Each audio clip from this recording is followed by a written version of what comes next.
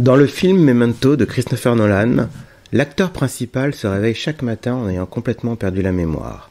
Sa seule solution, mettre à jour les éléments essentiels liés à son identité ainsi que ceux liés aux questions du moment en griffonnant sur son corps à chaque coucher des mots-clés, des dates, des lieux et horaires de rendez-vous, des notes qui se rappelleront à son bon souvenir le moment venu.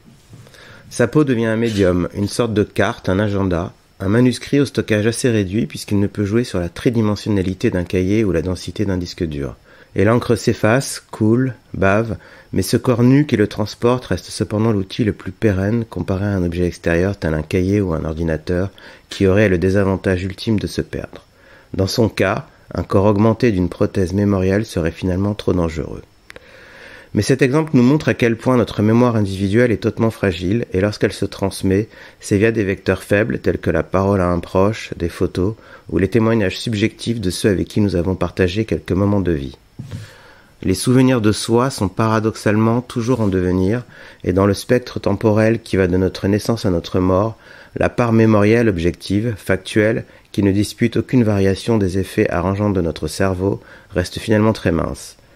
À partir d'une base réelle, nous créons des récits qui se figent avec le temps et que nous prenons comme instance de vérité historique. Mais au final, nos souvenirs sont la plupart du temps faux. Alors que faudrait-il inventer pour avoir l'état le plus complet de notre histoire personnelle ?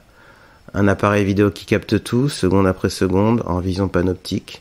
Un casque branché au cerveau qui enregistre la totalité des échanges, des influx nerveux qui parcourent les différentes strates neuronales de notre cerveau. Une machine qui va scruter au plus profond de nous-mêmes les enregistrements de ces dits souvenirs et qui créerait une sorte d'arborescence et une topologie de nos états d'âme. Et pourquoi pas un scan complet de notre esprit que nous pourrions télécharger, année après année, en différentes versions incrémentales de notre vie, avec, le cas échéant, leur transfert dans un autre corps plus jeune, et ce, de façon récurrente pour arriver à la vie éternelle. Mais ne serait-il pas préférable d'avoir au final un logiciel qui créerait parmi les milliers de situations anodines de notre vie une sorte de fil conducteur historique minimaliste, une narration linéaire, un récit brut et cohérent, puis en annexe des bulles atemporelles remplies de souvenirs épars qui n'ont que faire de se suivre ou de se compléter.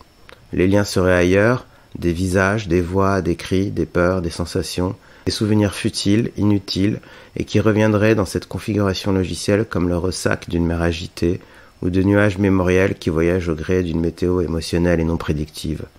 Dans l'exemple de Memento, ce serait une sorte de jeu de cartes où chaque carte serait celle d'un souvenir, complété d'éléments visuels, de mots, de signes, d'items récurrents, et qui n'aurait que faire de l'ordre du jeu de la vie, et qui serait rebattu à chaque nouvelle situation. Une sorte d'état chaotique maîtrisé.